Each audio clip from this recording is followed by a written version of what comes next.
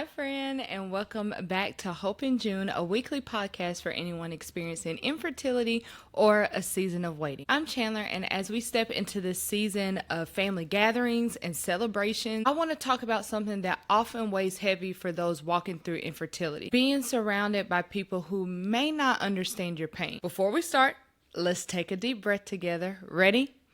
Inhale, pause, exhale. Inhale, pause, exhale, and last one. Inhale, pause, exhale. All right, let it out, let it out, let it out. Anything you're feeling, anything you need to let go of, let it out, exhale it out. All right, so I want to check in and see how you guys are doing this week. So I want you to think for a minute and answer this question. How can I care for myself in the spaces that often feel the hardest? I want you to take a minute and think about that. How can you care for yourself in spaces that often feel the hardest, especially right now during this season?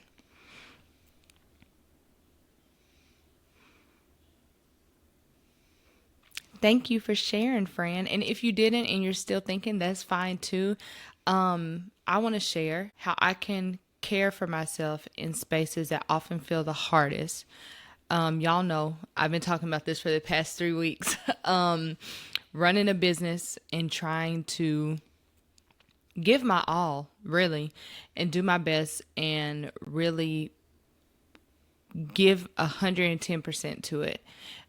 Because I want it to be successful. I want to literally touch every single woman that is going through infertility. I want to reach them. I want to be able to help them. I want them to be part of our online community. And so with thinking about that, that's a hard space that I'm navigating right now because it's go, go, go. Go, go, go all the time. Always thinking of what to post next, what to create next, what to do next, what's the next topic, what's the next thing I can come out with, what's the, and making sure that I'm still engaging with the people on different social media platforms and making sure I'm responding to people and all those things. And, I have people that come into my DMs, that email me, which I love. I even had people that will stop me in person, which I love. Please don't stop doing that. That I try to pour into the best that I can. And so with doing that, of course, I'm pouring out. So I need to pour into me. So in that space, because it's a hard space, and it's only hard because it's new. I've never been a business owner before. I've never done anything like this before. And so a way that I can care for myself is slowing down and learning when to pause. For instance, yesterday, it was a weekend. It was Saturday. And I was like, you know what? I'm going to do all this stuff around the house, clean, get the house back in order because we've been traveling a lot. And we're about to travel some more because of the holidays. So I was like, okay, I want to get the house back in order. But also I need to do some stuff, business-wise. I'm going to do all this stuff, plan all this stuff. And I'm like, girl, it's the weekend. It's the weekend. You deserve a break. You deserve to take a moment for yourself to do nothing. Now, did I do absolutely nothing yesterday like I would have liked to? No, because I was cleaning, changing out closets, washing girls' hair, doing hair, all the things. And so I didn't get to rest as much as I would have liked to. But as far as business stuff, it was on pause yesterday. And I felt good about that. Matter of fact, this whole past week, when I got home from work, my job, I cut myself off at a certain time. And I was done. And so taking moments to pause for myself. And by a certain time, when that clock hit 8 o'clock, I was done. I gave no more because I was given during the day. I was given for a little bit by the time I got home, and then I cut it off. And so some ways that I cared for myself, not only pausing and having that cutoff time, which I think I've talked about that before. So update is going well. And I'm really leaning into that because it helps my mind to be able to be more creative and have a space to think of more things and receive more things and be more innovative. But in that moment of pause, I'm not just sitting, I love to read. And so I've been reading here lately. I don't know if you guys are readers. If you are, please let me know because I don't know. Maybe we can do a book club together. I would love that. I'm a huge reader and I love thrillers. That's my jam. Not really the lovey-dovey books are cool, but I feel like that had a space and time in my life. But now I'm a thriller girl and I love thrillers. And so I'm reading one right now, reading it, and then while I'm at work I listen to it. So I'm doing both, and I've gotten so far in that book. I'm almost done, and it's only been a week of me reading it. And so taking that time to pour into something that I really love, that makes me happy and brings me joy, has been great. And so I feel like that's how I'm caring for myself in a space that feels hard, because when it comes to like this business stuff, it's hard for me because I feel like if I pause, then production has come to a halt. Like everything stops, nothing is going forward, and it's going to take me longer to reach my goals. And that's not true. So I'm caring for myself by doing more things that I love. I can't tell you the last time I finished a book. I was on a roll the beginning of this year. I was finishing, like, you can look on my Instagram because I would post it on a book highlight that I had. I was finishing like 2 or 3 books a month, which is a lot for me because I can be a slow reader. But if I really, really like a book, I can be done in a week. So it's one extreme to the other. Either I'm going to read it really, really slow, or I can finish it in like a day or a week. And so, so I'm really, really leaning into things that I love and I kind of put down. So a way that you can care for yourself in the spaces where it feels the hardest, pick up a hobby. Pick up a hobby, or maybe one that you used to love to do and then you found that you didn't have time for it, or life happened, life got in the way, and you put it down somewhere over time. Pick it back up or try something new. I think that's a great way to care for yourself because it's a way for your brain to kind of escape what's currently going on in life, and you can fully enjoy and immerse yourself into that thing. And that's why I love reading, because it's a whole somebody else's world that you're entering into, and I don't know, I love it so much. And so I would suggest doing that. So let me know what you decide to do this week, how you're going to care for yourself in those hard spaces. If you decide to pick up a new hobby or pick up an old hobby and start it again, let me know. I want to hear about it. And if you are a fellow reader, please let me know, because we might can read some books together. I'm always looking for suggestions. Like my coworkers always sending me books, my sisters, my mom, like my cousin, always sending me great books to read. And so, let me know if we have any fellow readers, a part of the Hope in June community. I want to know. Okay, before we get started on today's episode, let's say our affirmation for this week. It's okay to protect my peace. Love and boundaries can coexist. It's okay to protect my peace. Love and boundaries can coexist. All right, good job, you guys. So let's settle in for today's episode. Speaking of protecting your peace, as we head into the holiday season, family gatherings, celebrations, I want to give you some tangible ways for you to be able to protect your peace while at those different gatherings, while sitting at that table, while being around family, while celebrating others. Of course, your family probably maybe knows what you have going on. And even if they don't, more so, they might say something that might offend you because they don't know what your situation is. Or even if they are aware, they might just not know what to say. And so these are some ways, I want to give you some ways that you can protect your peace while at those celebrations, and kind of limit that anxiety, because you're going in with some tangible things that you could take with you. So it's not like I'm just going in, might be blindsided by something, or no kind of armor, nothing going in. So I want to give you some things, some tools, if you will, for you to have to take with you at your next family gathering, especially in this holiday season. So I remember my first Thanksgiving. It was Thanksgiving after our first miscarriage. And it was a time of high anxiety, for sure. It was a time where I was very nervous to be around family, because many of them knew that we had, were pregnant at one time, and then we lost the baby. And then even more people knew that we were still trying and we're still having trouble. We're still experiencing miscarriages, loss, negative pregnancy tests, all the things. And then some people didn't know to the full extent, but they did know that we had experienced that loss back in that summer. And so it was a time where I was really nervous. I didn't know what kind of questions I was going to get. I didn't know what kind of comments I was going to get.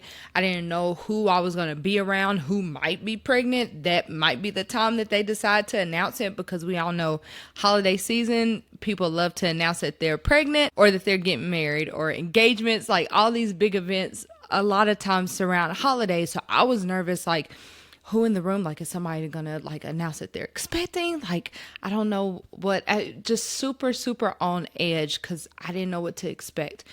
And so going in to that holiday season, I remember having a conversation with a family member of mine, just expressing how I was feeling, and them saying like, hey, that's valid, like, cool, totally understandable, but I got you. Like, if anybody like comes and says something out the way, like, I'm cutting it off at the hedge. Like, you don't have to worry. You don't have to be strong by yourself. Like, I will try to combat anything that comes up as much as I can without you having to deal with it on your own. So it was really cool to have other people in my corner.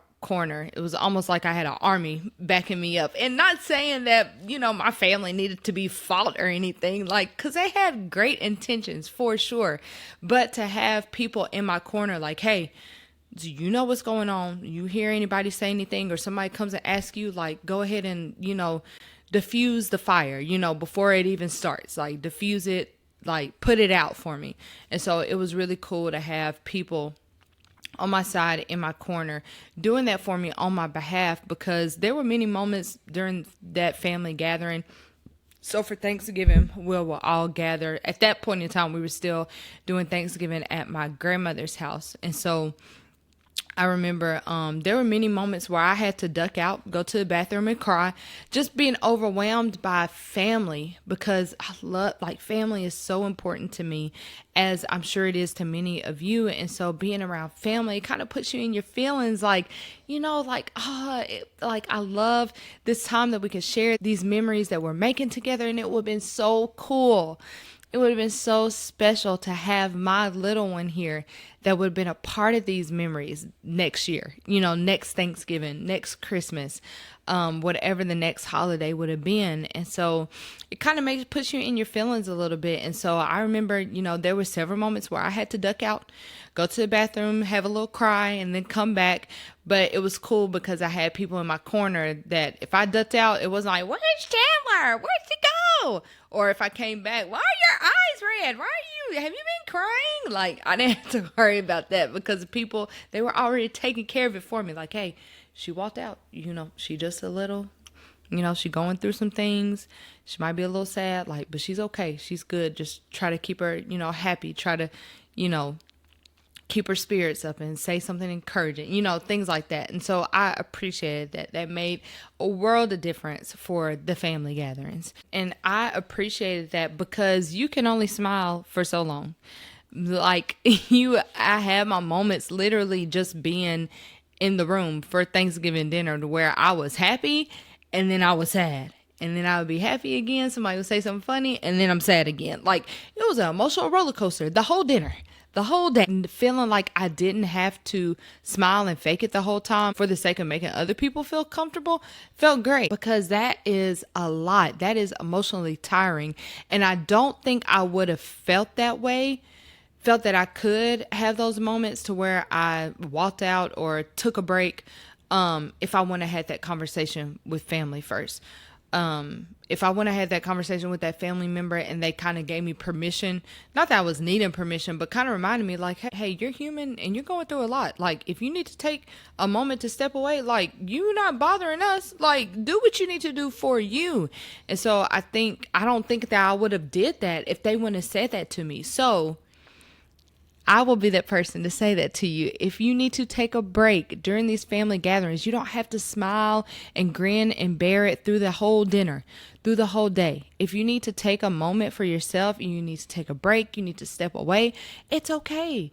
I think your family would appreciate that. They will encourage you to do that because, again, they're not in your shoes. So they're like, whatever you need to protect you and do what's best for you, do that by all means. Because at the end of the day, they just want you to be okay. They just want you to be good as best as you can. And they're just glad that you even came, that you even showed up. That's enough. That's plenty. That's a lot. So they will absolutely support you in that, and you don't have to feel like you're being a burden or that you are doing anybody a disservice just because you had to take a break. When I think about that conversation that I had, yeah, I really don't think that I would have did it if I wouldn't have talked to them first, because those intrusive thoughts would have taken over. And they're gonna think I'm being rude, I'm being unkind, I'm being mean, I'm just an angry person, I'm just bitter. Like all those things would have been going in my mind, and that's not true. And sometimes we can be strong enough to, when we see ourselves going down that path, be able to be like, nope, stop, step out of it. No, that's not true. But sometimes we're not strong enough. And at that point in time, I wasn't strong enough. I needed somebody else to tell me. And so gladly I had that conversation with that family member, and they were like, girl, no, you're not being rude. You're not being unkind. If anything, you're being wise, because you're doing what you need to do for you. And it's going to make you the best that you can be. And it's going to make you to be able to have an enjoyable time while you're here. We're just glad that you're here. And so I think talking to someone, again, everybody unfortunately doesn't have that person that they can talk to, that close-knit circle. I told you about it. It's really important. But guess what? If you don't, that's why I created Hope in June. That's why I created the online community, so we can have those conversations. Because guess what? You can send me a DM. You can send me a voice note. We can do a quick FaceTime call. Or you could talk to somebody else that's a part of the community that might be getting ready for Thanksgiving dinner too. It's like, hey girl, I don't even know if I want to go, and we could talk about it. And so you feel like you have somebody that you can talk to, so you can get that reassurance and encouragement and validation and know, okay, how I feel is real. Other people feel that too, but I don't have to feel like I can't make it through. I can take my breaks. I can step back if I need to. I could pause, whatever I need to do in order to protect me. So as we are heading and getting closer and closer to Thanksgiving, and you can use these around Christmas time too. Like I said, I know that this is the time of the year where people love to announce that they're pregnant and expecting a little one, and so happy for them by all means, and is a blessing, and is definitely something to be celebrated. But for you that is going through trying to get to that point, and you're experiencing loss right now, and grief and uncertainty and anxiety, it's okay for you to set a boundary. It's okay for you to protect your peace and protect your heart during this time. So here's some gentle boundaries that you can use for the upcoming holiday season. The first one, plan your exit route. So I talked about how I use this one faithfully. This was my number one as well. Plan your exit route. So I knew if I needed to take a breather, I was about to, start welling up. I didn't want to cry in front of anybody. Or if I was just feeling overwhelmed, bathroom. That was my best friend. I'm always find the nearest bathroom just to take a breather, but nobody's gonna bother you in the bathroom. It's like, okay, she just going to the bathroom, and I didn't want people to worry about me, and I didn't want to cause a scene, and that's just me. So go to a safe space. So whether it's going to the car to take a breather, whether it's going to a room in a family member's house, wherever you guys are, or whatever room. I know people celebrate Thanksgiving and the holidays, different places, different parties and things like that. So finding a room separate from everybody, the bathroom, wherever, finding somewhere where you can take a step back and take a breather and try to, calm yourself down, gather your thoughts, breathe through it, work through it before you're ready to join everyone else. And then if you get to the point to where you just can't, and it's going to take a while, and you just need to fully remove yourself, that's okay too. That's part of setting that boundary, and that's part of protecting you, and that's okay. So finding the exit route, maybe you and the person that you came with have a safe word. I remember me and my husband, we did this one time because we were about to be around family, be around a lot of kids, There was another family member at the time that was pregnant, and I was like, I don't want to be that person that gets annoyed or upset or crying because, she's excited. And I'm like, she's excited and I know she's going to want to talk about it, and I don't want her to feel uncomfortable. So if I feel like it's too much for me, this is our safe word, okay? And I don't even remember what the safe word it was at the time, but I'm looking at my phone case and it's teddy bears. So let's say teddy. what's the word? Or turkey. Let's say turkey was the safe word. And so if I said turkey, then Frank knew, okay, we need to be making our way to the door. It's time to leave. And he would come up with whatever excuse so that we could go. And so maybe you do something like that, or signal to somebody else. So say I'm going somewhere, maybe I'm by myself, or, I'm have my husband with me, but I want to let another family member know, that we leaving and this is the reason why. And so without having to say that, so it's not, oh no, don't leave. No, y'all need to stay a little longer. So we ain't got to deal with all that. I might tell my sister like, hey, safe word is turkey. If you hear me say turkey, you know that we need to leave because I'm getting overwhelmed. I need to go home, regroup, and just step away. And so I will let her in, let another family member in, a couple family members in on the safe word so they know. And then, they followed up with me at the end of the night. So it's okay if I say all that to say, it's okay if you need to take a break. It's okay if you need to leave completely, because that's protecting you. There's no point in you trying to grin and bear through it and trying to force yourself through something if it's just going to do more damage to you at the end of the day. I'm sure that your family would appreciate if you took care of yourself. And that's not being selfish. That's not being rude, unkind, or anything like that. It's being wise, and it's setting a proper boundary. And the second one follows right along with this is bring an ally. Have somebody on your team, in your corner. So my husband, that was my person for me, but I was like, I need a couple of allies. So I would make sure I talk to other people, like my sisters-in-law, my mother-in-law, my mom, my dad, whoever, that close family members, and let them know like, hey, if you see me walk out, like, just know I just need to take a breather. Or if I say turkey, like, we leaving and that's the reason why, and just cover for us, okay? Because everybody in the family might not know or not know what's going on. And I don't know how big your gatherings are. Like for our family, Thanksgiving, we would go to 2 houses. Well, here in Houston, we would go to 2 or 3 different houses. Back home in Alabama, we would go to 2 houses. Christmas was a whole thing, a Christmas party. Here they celebrate Christmas Eve together and then do a full day of Christmas stops at different family members' houses. Same thing back home, Christmas breakfast, Christmas lunch, Christmas dinner with family, different family members. So a whole thing. So everybody might not know what's going on, and to the degree of what's happening and what's going on. So having some allies that you can count on, be like, hey, turkey, that means I'm headed out. Okay, cover for me. So people don't make a weird. They don't make a scene. I'm not trying to make a scene. I'm just trying to tiptoe out of here because I'm trying to protect my peace. And also not even for those moments when you need to step out, because maybe you like, it's not to that point. I feel like I can handle it, but somebody might corner you in a conversation that might feel a little too heavy, might feel like it's a little too much. And so having an ally where they can step in, it's like, hey, I need you. We give eye contact from across the room. Or, if you see me by myself talking to somebody, you may, just kind of come over and be like, hey, how's it going? Like, what are y'all talking about?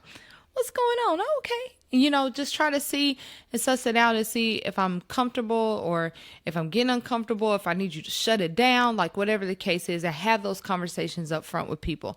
I wish I could be at every single one of your family gatherings because I promise I would be that ally for you. But because unfortunately I can't, be sure that you have those conversations with your allies, those people that you trust, so they can help support you during. And the third one that I love, and I practice this, is having a grounding object. So this might be a stone, a ring, a necklace, a keychain, a bracelet, a piece of paper, a journal, something small that you can touch whenever emotions rise. I used to have this bracelet that I would wear, and it had Romans 8:18 on it.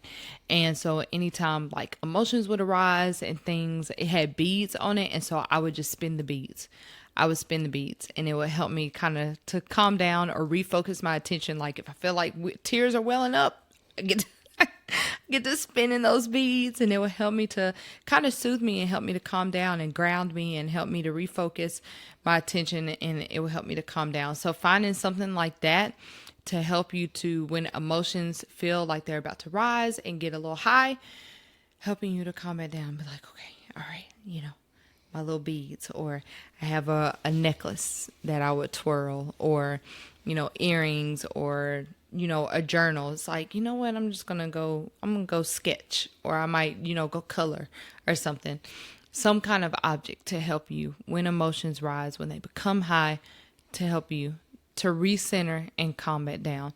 So I think all of these, honestly, I know we're talking about the holiday season, but I really feel like all of these things will be beneficial at any point, but especially in moments where you're going to be around a lot of people that love you. They want the best for you. They want to check in. They want to know how things are going. They want to know how you're doing.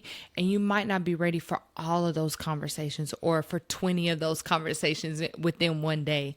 And so having these things to help protect your peace, set those gentle boundaries, and to give you the tools that you need in order to try to have the best day that you can. Try to have a good time as best as you can. And that is it for today's episode. Thank you guys so much for letting me sit with you today. And remember that peace is something that you can choose to protect, and you deserve to have it protected. So make sure you're doing that, okay? Remember these 3 things. Let me know what you're going to do, which one you're going to try out, which one you're going to take with you. And like I said, that ally, as best that I can be, that's what I'm here for. That's what the Hope in June community is here for. So if you want to stay connected, like always, I say our weekly newsletter, the Hope Letter, you can subscribe to it, and you will get all the things that you need as a weekly companion for our weekly podcast episode. You can also join the Hope in June online community through Patreon. Y'all, so many things planned for the community this month alone. So many resources. They get early access to resources. I had a gratitude prompts, journal prompts that went out last week. Online community got early access to it, so they were able to download it before anybody else. Then the Hope Letter got it, and then it was released to the public. So that's usually the order things go in. But there's also exclusive content going out this week for the online Patreon community that nobody else is going to get. So it's not going to the Hope Letter. It's not going to the public. Only if you're in that online community will you have access to that. So make sure you go ahead and join. There's a free membership. There's also different tiers that you can join. And of course, with each tier, you get more things. And so I'm so excited just to be able to pour into that group as we have already been doing. And it's growing. It's slowly growing, but it makes me so excited. So be sure to tell a friend, let somebody know that you feel like can benefit from it. Also, be sure that you are following us on all social media platforms. We are on TikTok, Instagram, Facebook, Pinterest now, as well as YouTube and all of your favorite podcast apps. So make sure you are subscribing and following and sharing our content with anyone you feel like can benefit from it. That's what this is all about.